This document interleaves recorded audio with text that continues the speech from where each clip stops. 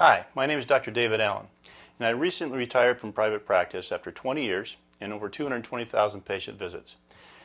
In my practice, over 70% of my patient load was considered overweight, and I was working every day giving individuals weight loss plans to help them lose weight. And that sent me on an 8-year quest to find out the truth about weight loss and uncover the misconceptions that were definitely out there. And we recently did an interview, and in that interview we covered the 10 most frequently asked questions in regard to weight loss. And on top of that, we went through the 10 things that people should be asking but don't know that they should be asking about weight loss. And we really uncovered the secrets to help you lose weight and anyone lose weight. I want to make that available completely to you. We've broken it down into 20 smaller videos, and at the end of this video you can find out how to get that absolutely free. BMI and BMR are talked about a lot. Your basic metabolic rate is BMR, and what that is how fast you burn calories. And what it measures is takes a person, let's say, takes their age and their weight, and figures out what they would their metabolic rate during rest. So if you sat in bed all the time, how many calories would you actually burn in that day?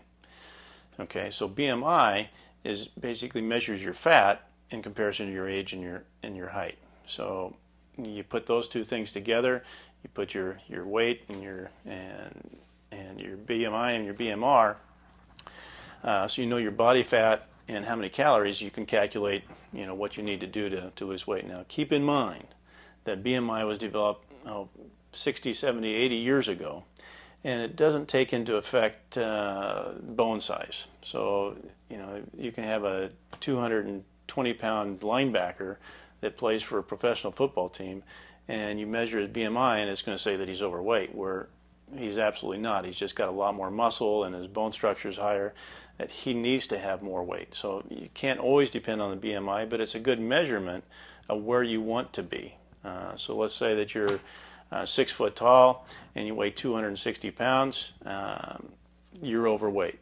Your BMI would say you're much overweight.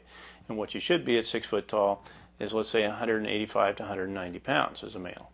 So that's your baseline. But if you're big bone and you've got a lot of muscle bulk, well, that'll probably go up to 210. But that's where BMI comes into. Basic metabolic rate, on the other hand, that's an average of how many calories you're going to burn at your age and your present weight. So what we want to do is continue to increase that metabolic rate. Now, the other things that go on with that is that we want to measure is your hip to waist ratio, and measure around your biceps, your neck, your thigh.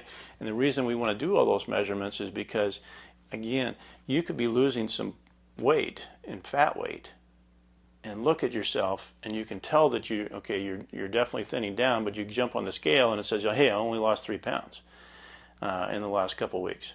But when you really analyze what you did is lost inches, because you lost fat weight, and maybe with the different exercises that you've been doing, you actually put on some muscle.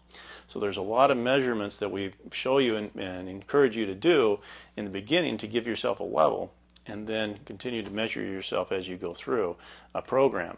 The reason is because you need that encouragement. You need to be able to, looking in the mirror is important, and say, I've lost inches, I can tell that. And to have your neighbors say, hey, you're looking really good.